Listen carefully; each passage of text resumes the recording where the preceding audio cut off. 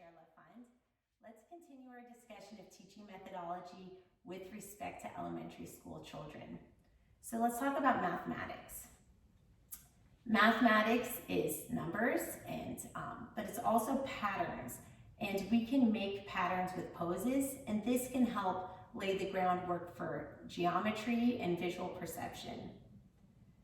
You can also have group poses according to type, standing poses or balancing poses, forward bend, twist, inversions or relaxation, and trying to create patterns with those poses. So for example, one person does a standing pose, one person does a balancing pose, one person does like a seated pose, and then one person does a relaxation pose. And then one way to do this in the classroom is you can sort of count the children off by numbers.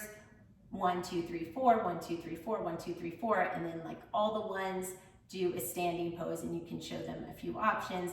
All the twos do a seated pose, and then they have to find out like who's a 1, who's a 2, who's a 3, who's a 4, and to try to line up in sequential order, 1, 2, 3, 4, and just like create that that pattern. And it's hard for the children to see it when they're in their pattern, so they can kind of take turns coming to the front of the room and identifying, wait, is anything wrong? And you can have one child at a time like do one fix, like tell someone, hey, you two need to switch or something.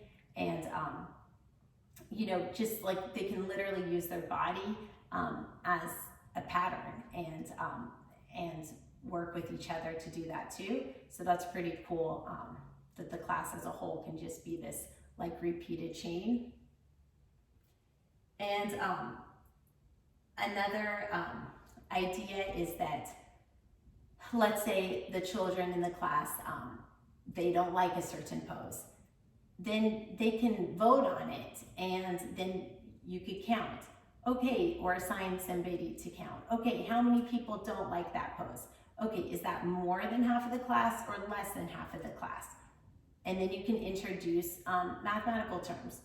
So the majority likes the pose, or 2/3 doesn't like the pose. And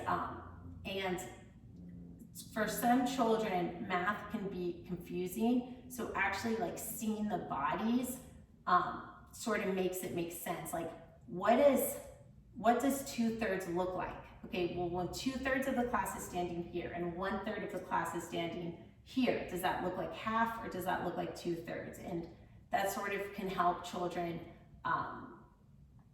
better visualize what's going on in their math class. And also yoga helps math in the sense that we have to sort of measure our personal space and our body awareness. And you know, we don't want to slap somebody with big arms by accident. And so that gives children a sense of distance. There are games we can play to help children with these skills. One is roller coaster. The children sit on the floor, one behind another. Their legs are stretched out beside the person in front of them, and they pretend that they are taking a roller coaster ride.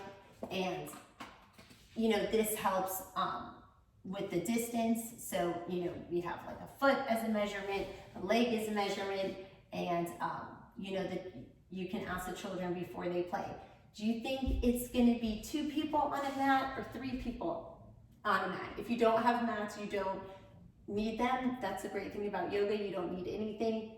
You can also use lines on the floor, or if the tiles have certain lines, like how many tiles do you think we should sit apart from each other to do this roller coaster game?